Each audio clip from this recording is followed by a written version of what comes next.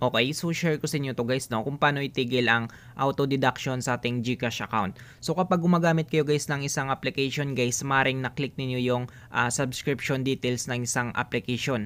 At doon kayo magsisimula magbabayad buwan-buwan depende sa kanilang monthly subscriptions. So kapag nangyari ngayon guys at gusto na nyong mawala or gusto na nyong matigil ang pagbabawas or pag-deduct sa GCash account niyo, ay ituturo ko sa inyo guys, no, kung paano i-cancel ang pagbabayad natin sa isang application at kung paano maiwasan ang pagbabayad sa isang application na hindi natin sinasadya na magbabayad sa kanilang monthly subscription. Okay? So simulan natin. So halimbawa guys ay hindi natin sinasadya na magbayad tayo guys or nakapag-subscribe tayo guys sa isang editing application guys, no. So halimbawa guys nakapag-subscribe tayo dito guys sa application natin na ito na PixArt na ito guys. Ito yung editing.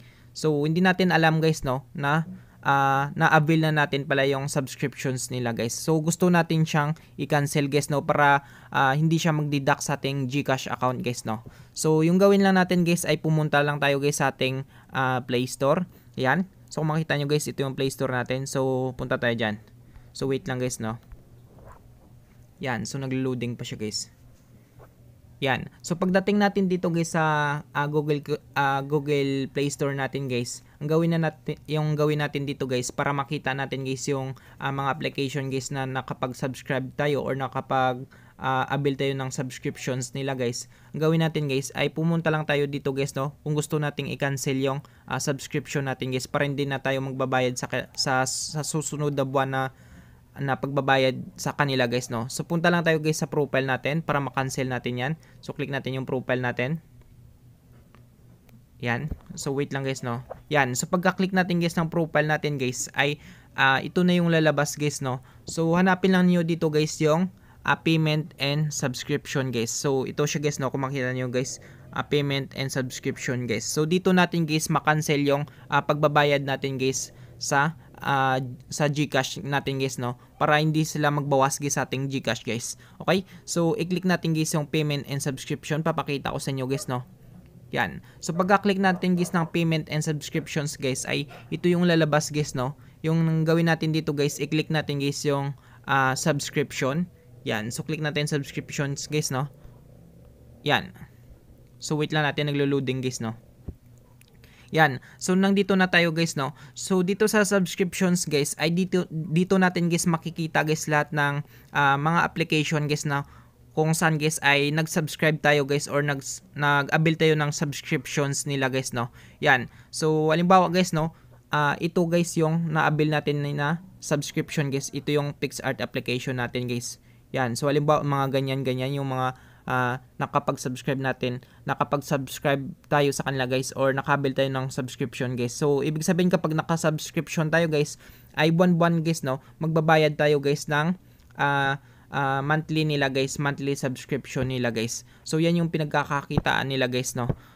So halimbawa guys, no, so gusto na nating i-cancel guys at hindi na tayo magbabayad sa susunod na buwan. So ang gagawin lang natin dito guys para ma-cancel natin guys yung subscriptions payment natin sa isang application guys ay i-click lang natin ito guys, no. Ito guys yung naka-active na ito guys. So ibig sabihin kapag active guys, ibig sabihin guys ay monthly nagbabayad tayo guys ng subscription monthly nila guys. Okay? So halimbawa gusto nating i-cancel, i-click lang natin yung application natin na ito. Yan. So pagka-click natin guys ay mapupunta tayo dito guys sa manage subscriptions guys, no.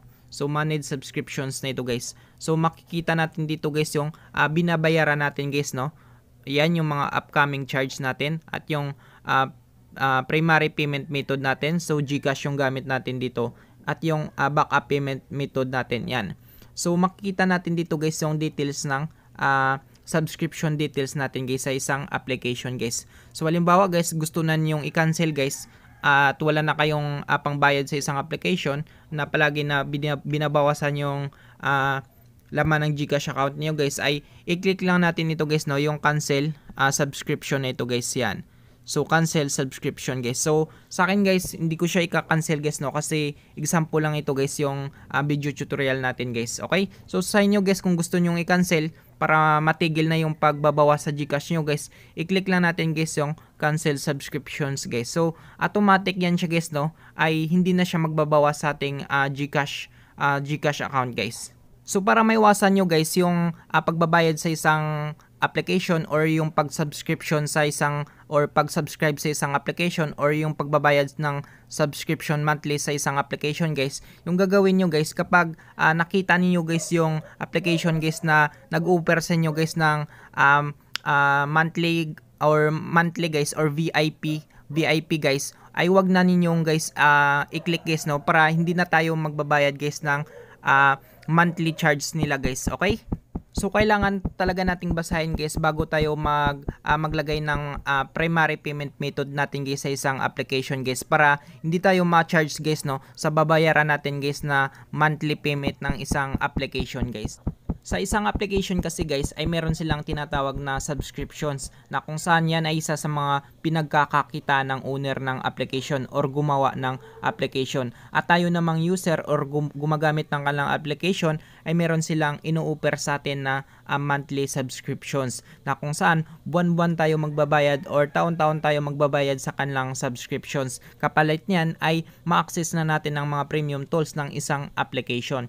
Katulad ng mga premium tools or premium effects, no watermarks, or no logo or no ads. Matatanggal na natin yan guys, or magagamit na niyo guys yung mga tools na gustong gusto ninyong gamitin. Kasi kayo ay nagbabayad ng subscription nila. Magiging priority kayo ng isang application. Kumbaga magiging VIP kayo dahil kayo ay nagbabayad sa gumawa ng application. So choose niyo yan guys no kung magbabayad kayo or hindi.